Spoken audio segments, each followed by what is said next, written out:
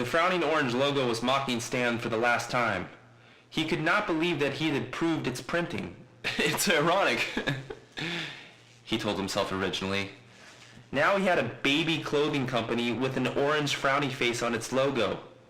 He had the best designs, the finest cloth, but he relied on a logo joke to engender goodwill by telling an inside joke that he learned he was the only one on the inside.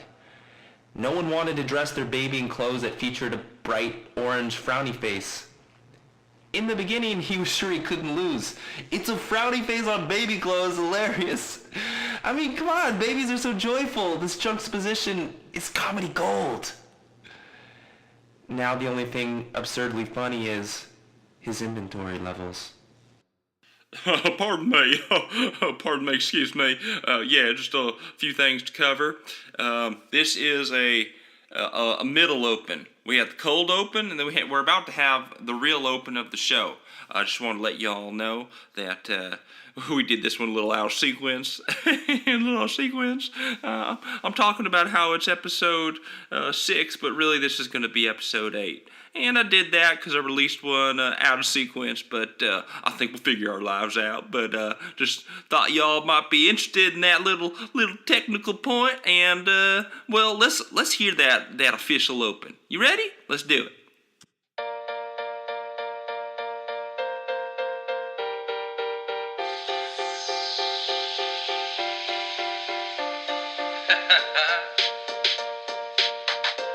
Yeah.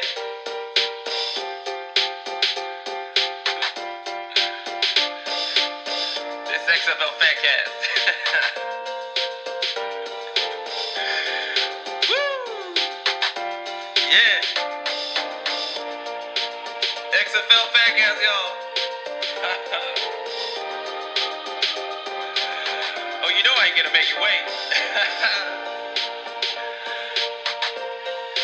XFL Fancast.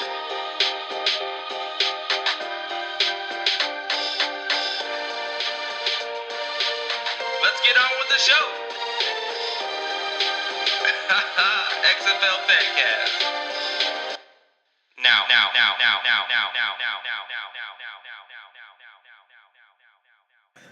Hello everybody, you've made it to episode 6 of the XFL Fancast with your host, why that's me, 7. It's me, 7. Well everybody, this is episode 6 and I for one am happy to be here. I enjoy making these podcasts. I've now made 5 and 1/18th of a podcast? Had we done an 18th already of this one? Well, that's how many podcasts I've done in my entire life. Am I a natural? I mean, am I born for this? How do I look from the side? Director, I'm ready for my audio close-up. Yeah, so y'all, we're on episode 6 of the XFL Fancast. With your host, 7. But I've said that now twice. We're getting repetitive. I hate it when shows get repetitive. Well, listen, we have themes for all these darn podcasts. We have focuses. Every podcast's going to have a focus, right? You can't just ramble without some guidelines. I mean, we got some guidelines here. We got some guidelines to the ramble. This time, I thought we'd do a little history. Let's learn together. I was been talking about how we're gonna learn and we're gonna do it together and get into this XFL history thing, like true podcasting does. I mean, a true podcast gets into the weeds, gets a little nerdy. But let's get nerdy. What do you think? Are you ready? Let's get into the weeds. So I just want to do a history of, well, not really a history of the old XFL teams. Let's learn the team names. Let's learn a little bit about something of the 8 original XFL teams. Let's learn their names and, like I said, a few facts about them. That's what we're gonna do. We're not gonna get too deep. This ain't gonna be like a 2-hour history. We just gonna learn a little together. And I don't know everything we're about to learn. I'm kind of learning with you, and I think I've been clear about that. The whole thing with the XFL and me is this is something I remember as something I liked when it came out. It was a novelty. And like I did that podcast where I watched the game, and that game is hilarious. And we're going to watch more games because I think that's like fun. But when it comes to this, we need to learn about the history. Some of these teams, some of these names. Okay, so let's go through them. We have the Birmingham Thunderbolts. That was a team. There was the San Francisco Demons. We have the Chicago Enforcers. And I made some Chicago Enforcers jokes. Not my best jokes, off-the-cuff jokes. Made those on previous podcasts, so I guess you'll have to listen. I think those were on podcast number 4. So if you want to hear some Chicago Enforcer jokes, there you go. Chicago Enforcers, we had the Memphis Maniacs. Nice alliteration there. Alliteration's always nice. Whenever you can do it, you got to do it. And we have the New York, New Jersey Hitmen. The New York, New Jersey Hitmen. Hey, we're the New York, New Jersey Hitmen.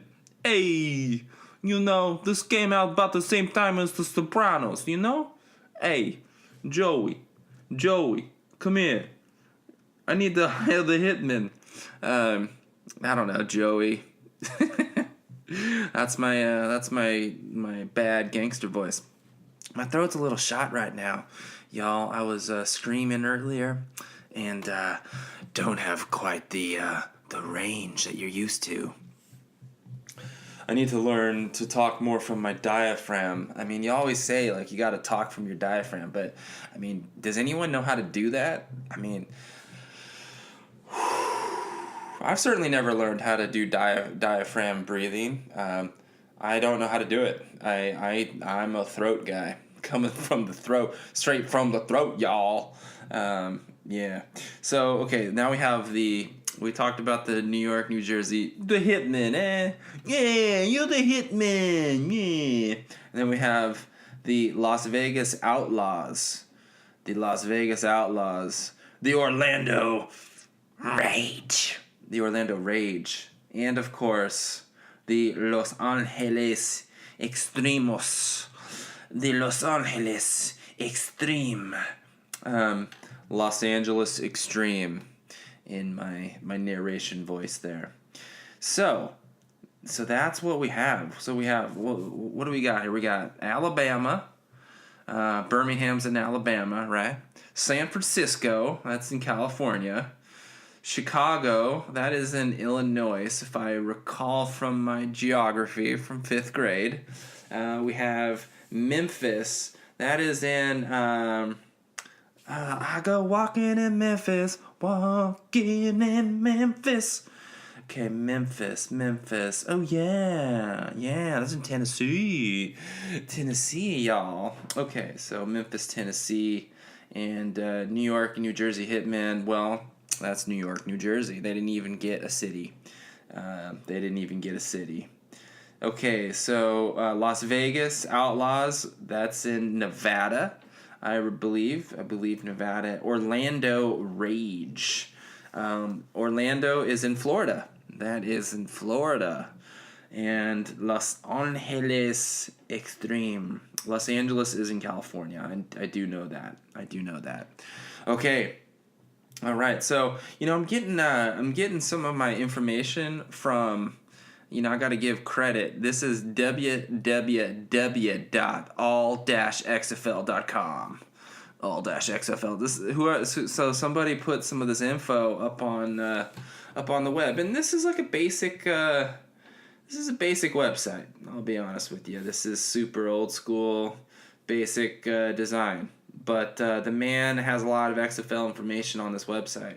So, you know what he lacks in design skills, he makes up for in research. And he makes up for in content. Okay, so... Oh, well, he has a little thing here called Color Guide Uniforms. Let's click on that. Wow. Okay, so this is... He's got, like, Color Guide Uniforms. Okay, so what this is... Anyone who's worked in corporate America? Any of my listeners worked at been a corporate shill? Have you? You worked for the man?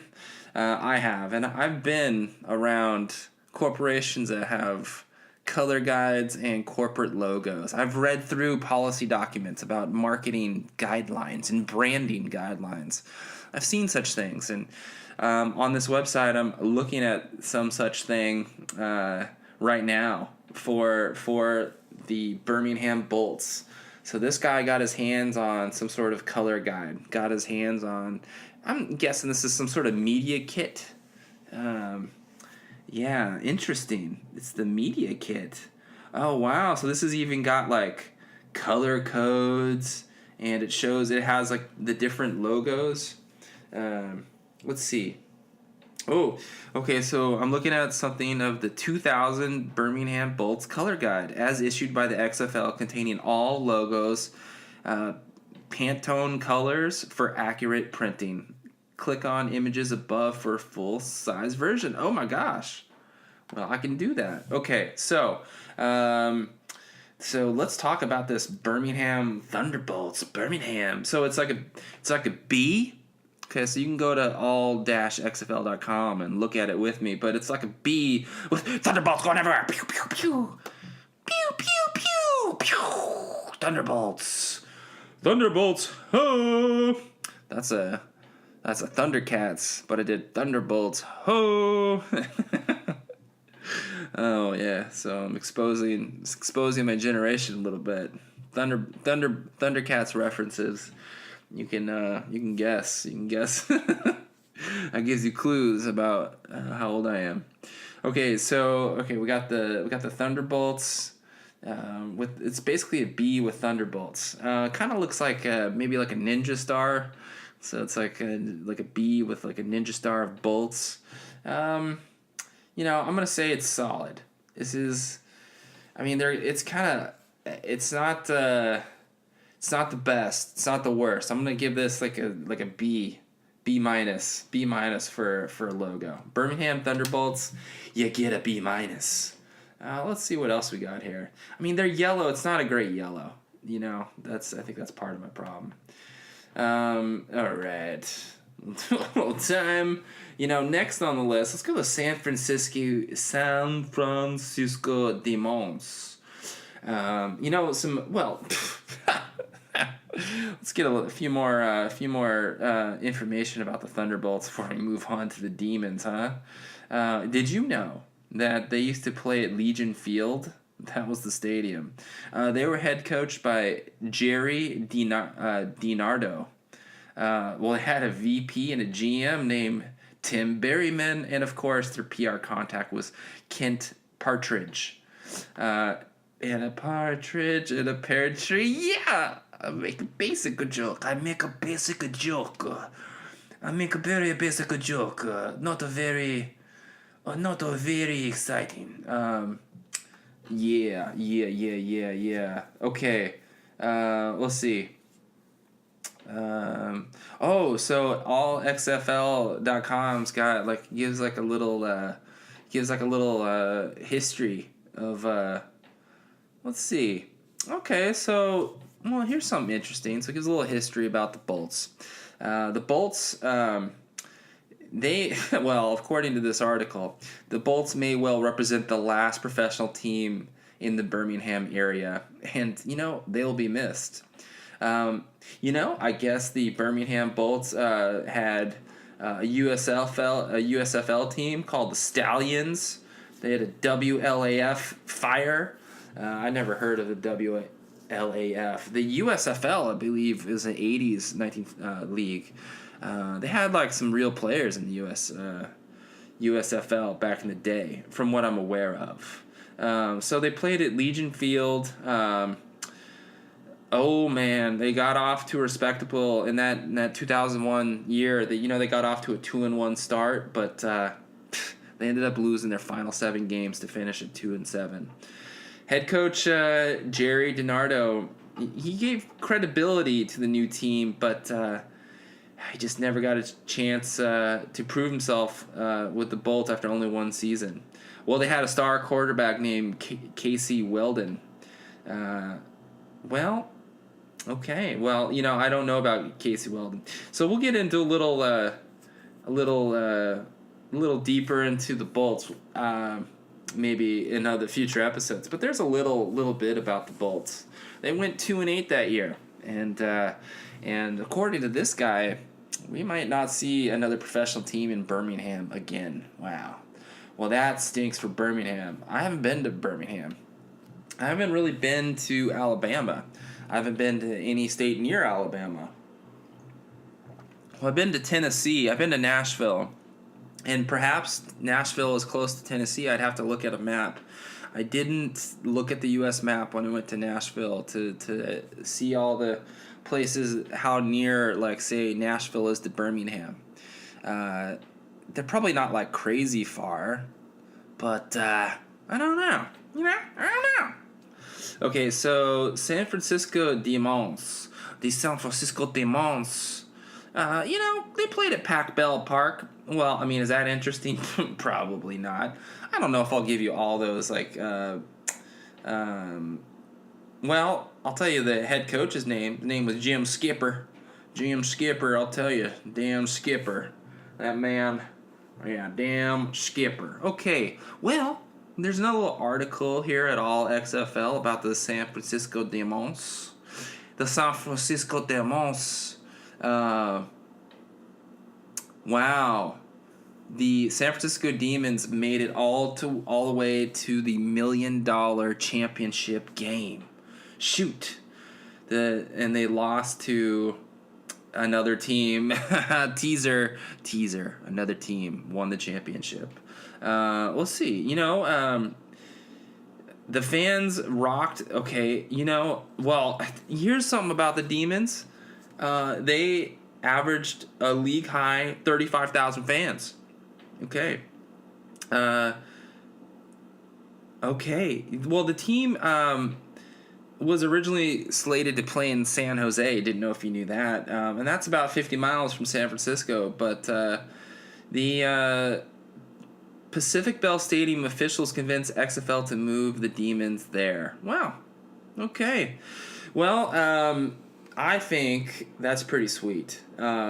Well, one popular feature at home games was the hellhole at one end of the end zone. Fans packed into the hellhole and did their best to most intimidate end zone to be the most intimidating end zone in the league. They made the hellhole. See, that's why I'm losing my voice. I'm doing like demon voices and voices like that, and you just can't do it. I mean, there's no good diaphragmatic breathing to do hellhole, but that's pretty good. So they had the hellhole, and they made it to the championship game, so that's pretty cool. And their head coach was named Jim Skipper. Damn Skipper. Okay, let's see. Let's go back here. Let's click on their logo. Oh, we got the color guide again. The corporate logo color guide. Well, their primary logo is like a demon. Well, it's a demon. That's a demon. Yeah, it's like a devil looking character. I would say it's pretty menacing. Like, This is definitely something that you put in the XFL. Like, they wouldn't put this in the NFL. This is not necessarily family friendly. It's the demons, and it's a menacing character. Like, he's not a friendly demon. It's not like, and then okay, well, their secondary mark is like a pitchfork. Like, if it's Zeus, it's a trident, or if it's Poseidon, it's a trident, and if it's a demon, it's a pitchfork. I'm gonna give, although it's not my favorite, the demons get an A. That's a good logo. Like, it's good at what it does. Now, their colors, they have kind of an ugly, kind of like gold. I don't know if I like their gold. So they got like a black, a red type color, and like this kind of like off gold thing. And the colors don't really look great together, but the logo's dope.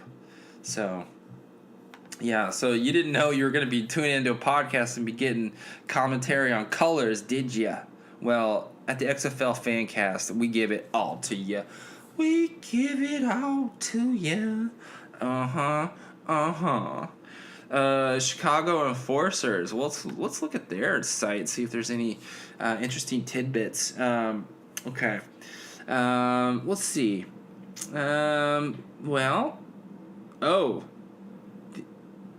They were coached by the legendary Dick Butkus. That is pretty sick. But then Butkus was appointed the head of the XFL competition committee, and then old Ron Meyer took over. Well, Dick Butkus.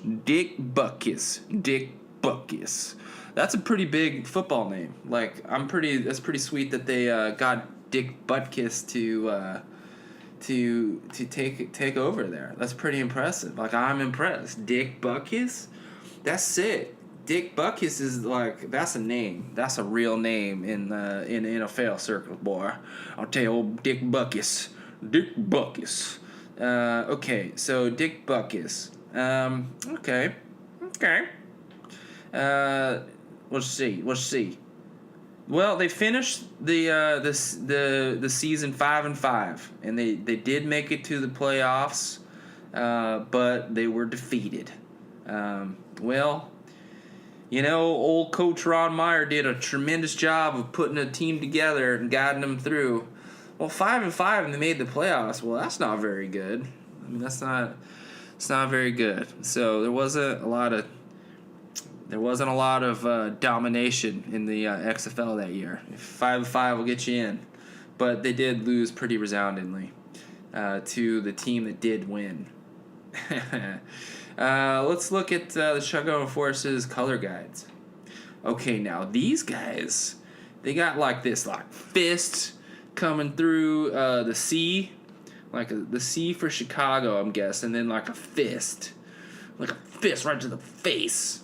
Like, that's how they enforce, like, whatever they're enforcing. Like, it's just a big C. Big fit. This is cool. Like, this is an A. I like this one. In fact, maybe I'll have to say the Demons is an A-, because the Chicago Enforcers have a good logo. Like, this is a great logo. Like, it's almost kind of like a commie fist, like that, like, clenched fist of resistance. It's a little bit like that, but it's got cool colors. It's got, like, this purple and black and silver.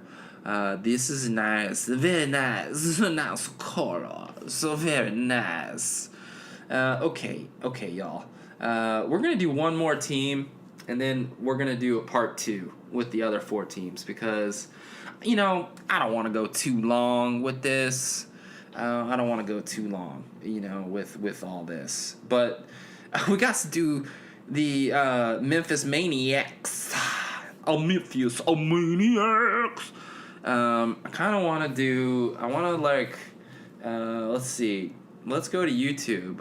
Let's do some sound effects. What do you think? Should we do some sound effects like on this episode? Just like, let's do some sound effects. Oh, okay. Memphis Maniacs. Okay, here we go. Woo! Yes. Oh, get ready. Okay. Memphis Maniacs. Yeah. Okay, that's Flashdance. Flashdance. Maniac on the dance floor. And let me tell you, if you haven't seen Flashdance, you absolutely have to see Flashdance. This is a hilarious movie. This is like it's this girl who's like a steel worker or something. She like works in the factory. She's impossibly hot, but she works in the factory back in the 80s when like hot chicks they didn't do porn, they worked at the factory. But no, I'm just kidding. But she was a really beautiful woman that worked in the factory, and she had a dream, and that dream was to dance. And she had a lot of energy, and she pulled it off. Back in the 80s, people had a lot of energy. More energy than today, I would say. More energy than even today. Okay, so let's see if we can go to the Maniac site, and let's just see if I can, peruse this article and then pull out some interesting tidbits here. Well, they had Jim Drunkenmiller was the leader. He was a quarterback. Well, I remember old Jim. Oh my gosh, they had Rashawn Salam on the team, who led the league in lost fumbles. So Rashawn Salam, I know because I think y'all know that I'm from Colorado, and Rashawn Salam was a player for the University of Colorado Buffaloes, and I think he won the Heisman Trophy, I believe, and he ran for 2,000 yards in a college season, and he was awesome. And I remember he went to the NFL, and he was also a fumbler there, and apparently he led the league in fumbles in the XFL. That's not funny. But that is funny. Let's see. Well, they didn't score a single touchdown in the first two games. Well, that is a shame.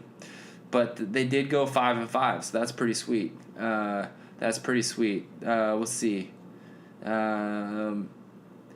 They played in a field soaked by a determined rainstorm that kept up the entire game in Los Angeles. They played that's pretty good. So that's unusual because it doesn't really rain here in Los Angeles. So the fact that they played like a rain-soaked game. And I like this, the writer of the website, he used the word determined.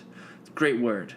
Great descriptive word to really paint the picture in your mind's eye. Okay, well, so that's what's up.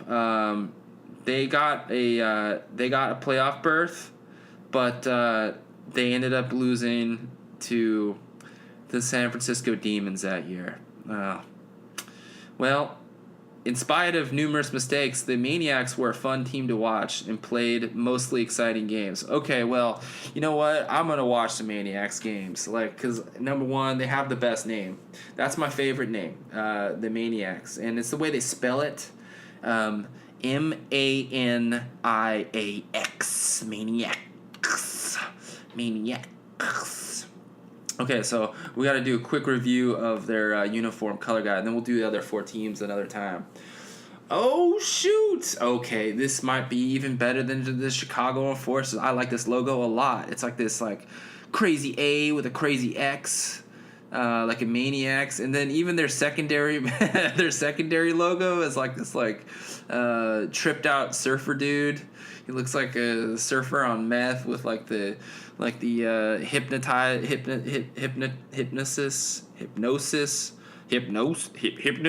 hypnosis eyes. Dude, I want to get a Maniacs shirt. That's a great logo. Well, the Memphis Maniacs are by far, actually, they're the A. They're the A plus. They have great colors. It's kind of like this teal and this red and the yellow and the black. This is sweet. The Memphis Maniacs is dope. There's nothing else to say. I like the way they spell it. I like their primary logo that they had. Kind of looks like claw marks, like you're getting clawed to death by the Memphis Maniacs logo. It's pretty sweet. So, Memphis Maniacs, brief team history. I'm in. I really enjoy it. All right. Well, that's been good. So what we did is we just learned a little bit about four teams. Well, we heard all 8 teams, and we learned a little bit about 4 teams in the XFL. In the XFL, the Extreme Football League. Well, I enjoyed my time. Once again, I have a good time with y'all. So I hope y'all had a good time and learned a little something together about these teams. So I hope that was good for you as it was for me. This has been episode 6. And ladies and gentlemen, that's all for the XFL Fancast. Bye-bye. Bye. Bye.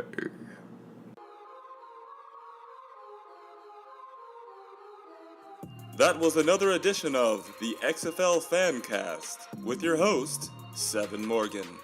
Please reach out to us, communicate with us via Twitter at XFL Fancast, at XFL Fancast on Twitter, via email, xflfancast@gmail.com, xflfancast@gmail.com, and please rate and subscribe.